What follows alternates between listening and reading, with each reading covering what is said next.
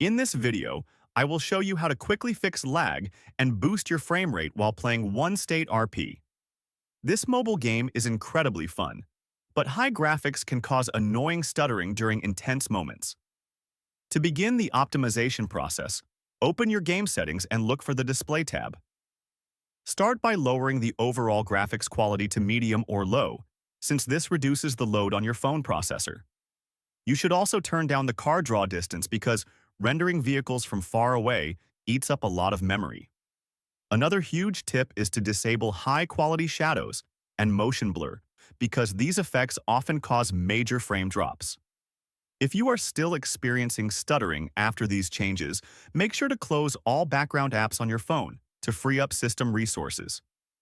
You can also try clearing the game cache through your mobile storage settings to remove temporary files.